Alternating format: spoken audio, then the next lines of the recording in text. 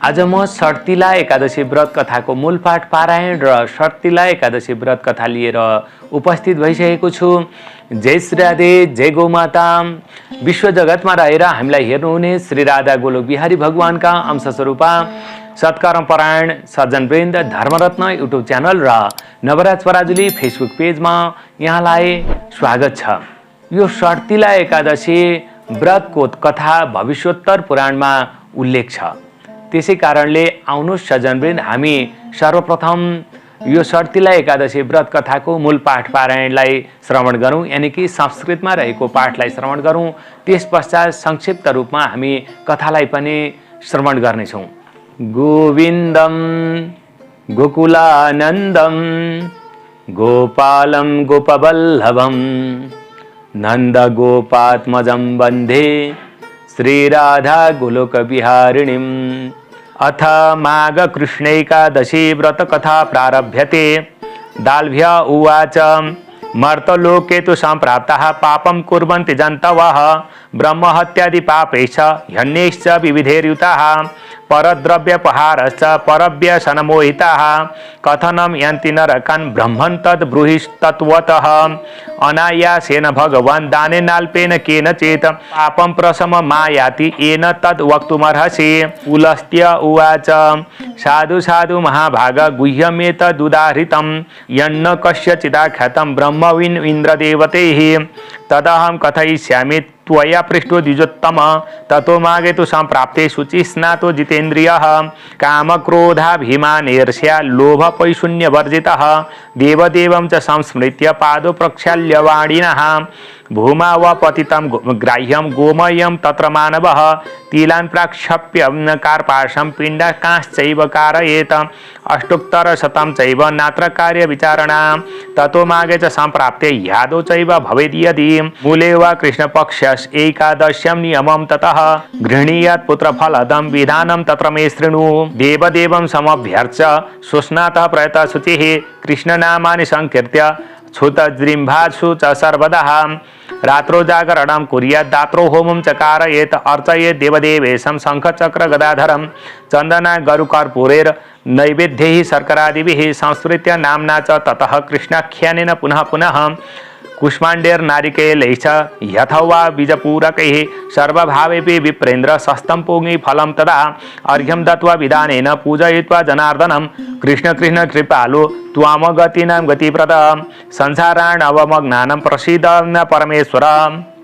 नमस्ते पुंडरीकाक्ष नमस्ते विश्वभावन सुब्रह्मण्य नमस्तेस्तु महापुरुष पूर्वज गृहाणार्घ्यं मया दत्तं लक्ष्म्या सह जगत्पते ततस्तु पूजयेत् विप्र मुदकुम्भं प्रदापयेत् छत्रोपान हवस्त्रैश्च कृष्णो मे प्रियतामिति कृष्णाधेनुः प्रदातव्या यथाशक्त्या द्विजोत्तम तिलपात्र द्विज श्रेष्ठ दद्यात् तत्र विचक्षणः स्नानपाशनयोः शस्ताः श्वेताः कृष्णास्तिलामुने तान् प्रत्याद्यात् प्रयत्नेन यथाशक्त्या द्विजोत्तम तिलप्ररोहजः क्षेत्रे यावत् संख्या तिला द्विज तावद्वर्ष सहस्राणि स्वर्गलोके महीयते। तिलस्नाये तिलोद्वर्ते तिलहोमे तिलोदकी तिलभोग तिलदाता च षट्तिलाः पापनाशकाः इयमेव षट्तिलाख्याः। नारद उवाच कृष्ण कृष्ण महाबाहो नमस्ते भक्तभावन षट्तिलेकादशी भूतं कीदृशं फलमश्नुते स्वोपाख्यानं मम ब्रूहि यदि तुष्टो स्यादव। श्रीकृष्ण उवाच शृणु ब्रह्मन् यथा वृत्तं दुष्टं तत् कथयामि ते मृत्युलोके पुरा ह्यासीत् ब्राह्मण्यका च नारदः ब्रह्मचर्य रता नित्यं देवपूजा रता सदा मासोपवासनि रता मम भक्ता च सर्वदा कृष्णोपवास संयुक्ता मम पूजा परायणा शरीरं क्लेशितं न नित्यमुपवासेर्द्विजोत्तम दीनानां ब्राह्मणानां च कुमारीणां च भक्तितः गृहादिकं प्रयच्छन्ति सर्वकामं महापतिः अतिकृच्छरता सातु सर्वकालेषु वै द्विजः ब्राह्मणा न दानेन तर्पिता देवता न च ततः कालेन महता मया वयं न चिन्तितं द्विज शुद्धमस्याः शरीरं हि व्रतैः कृच्छेर्न संशयः अर्जितो वैष्णवो लोकः कायक्लेशेन वैतया न दत्तमन्नदानं हि येन तृप्तिपरा भवेत् एतज्जिज्ञासया ब्रह्मन् मृत्युलोकमुपागतः कपालं न रूपमास्थाय भिक्षापात्रेण याचिता ब्राह्मण्युवाच कस्मात् वा मागतो ब्रह्मन् वद सत्यम् अमाग्रतः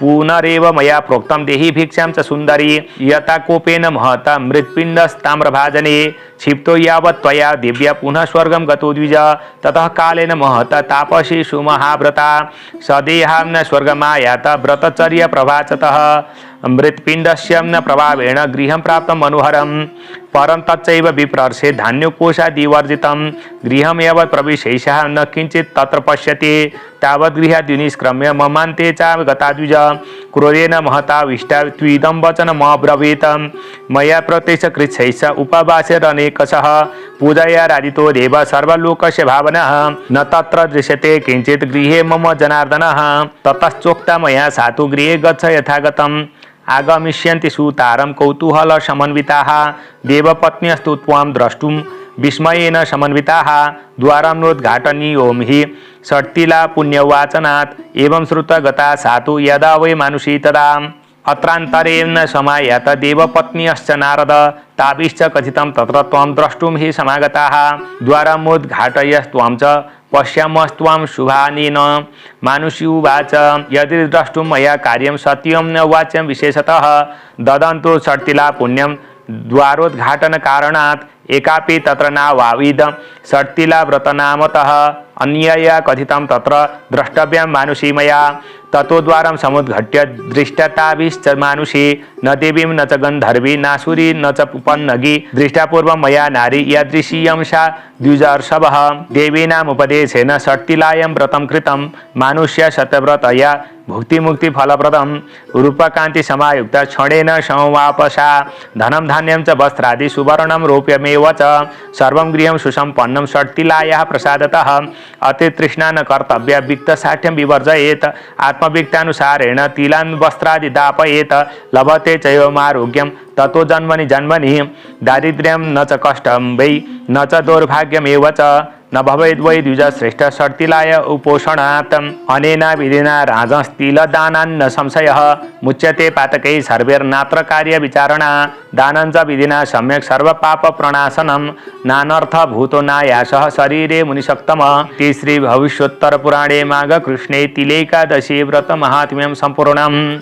समादरणीय भक्तवृन्द, हामीले षट्तिला एकादशी व्रत कथाको मूल पाठ पारायणलाई श्रवण गऱ्यौँ। हामी षट्तिला एकादशी व्रत कथालाई संक्षिप्त रूपमा श्रवण गरौँ। आजको यो षट्तिला एकादशी व्रत कथामा चाहिँ दाल्भ्य ऋषि र पुलस्त्य ऋषि बीचको संवाद रहेको छ, जसमा चाहिँ विभिन्न पाप गर्ने मनुष्यहरूले चाहिँ कसरी मुक्ति प्राप्त गर्छन् भनेर दाल्भ्य मुनिले पुलस्त्य मुनिसँग सोध्नुहुन्छ र त्यसको उत्तरमा यहाँ आएर भगवान कृष्ण र नारद मुनि बीचको संवादलाई ल्याएर जोड्नुहुन्छ, जसमा नारदजी महाराजले प्रश्न गर्नुहुन्छ र भगवान श्रीकृष्णले उत्तर दिनुहुन्छ। नारदजी भन्नुहुन्छ, प्रभु माँ कृष्ण पक्षकी एकादशीको नाम के हो, कुन देवताको पूजा गरिन्छ र पूजा विधि के हो भनेर सोध्नुहुन्छ। र भगवान श्रीकृष्ण भन्नुहुन्छ, नारद यी एकादशीको नाम षट्तिला एकादशी हो र यी एकादशीका भगवान हुनुहुन्छ श्रीहरि विष्णु र यो व्रतको कथा भविष्योत्तर पुराणमा वर्णित छ, जसमा वर्णन गरे अनुरूप प्राचीन कालमा मर्त्यलोकमा एक ब्राह्मणी थिइन्। उनी सधैँ व्रत पूजा पाठमा तल्लीन रहन्थिन्। धेरै उपवासहरू गर्ने भएकीले उनको शरीर कमजोर र जीर्ण बन्दै थियो। शरीर कमजोर र जीर्ण भए पनि उनले ब्राह्मणहरूलाई अन्नदान गरेर प्रसन्न राखेकी थिइन्, तर देवताहरूलाई भने प्रसन्न राखिनन्। एक दिन श्रीहरि विष्णु भगवान स्वयं ती ब्राह्मणीको घरमा भिक्षा माग्न जानुभयो। ब्राह्मणीले आक्रोशमा आएर भिक्षा पात्रमा एउटा माटोको डल्लो राखिदिन्। ती ब्राह्मणी विष्णु भक्त थिइन्, तर त्यो दिन भगवानलाई चिन्न नसकेर क्रोधवश माटोको डल्लो भिक्षा पात्रमा राखिदिन्।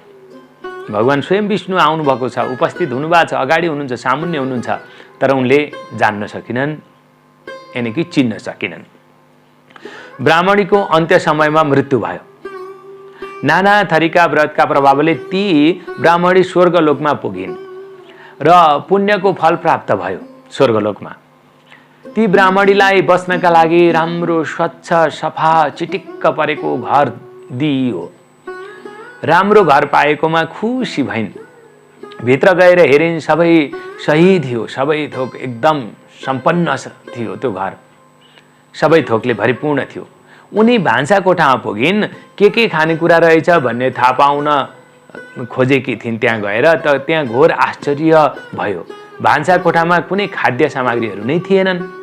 उनले चिन्तित हुँदै दुखी हुँदै भगवान श्रीहरिको प्रार्थना गरिन्। उनले भनिन्, मैले जीवनभर कठोर उपवास बसेँ, तपस्या गरेँ, कठोर तप गरेँ, तर पनि मेरा लागि यहाँ अन्न जल केही पनि छैन। ब्राह्मणीको पुकार सुनेर श्रीहरि प्रकट हुनुभयो। उहाँले भन्नुभयो, यसको कारण तिमीलाई देवङ्गनाहरूले बताउनेछन्। उनीहरूसँग सोध।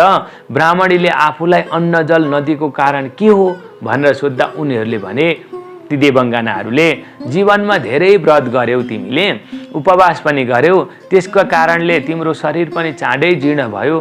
तिमीले जीवनमा कहिल्यै पनि षट्तिला एकादशीको व्रत बसिनौ, त्यसैले तिमीले खाद्यान्न पाएनौ, यानि कि खाने अन्न पाइनौ।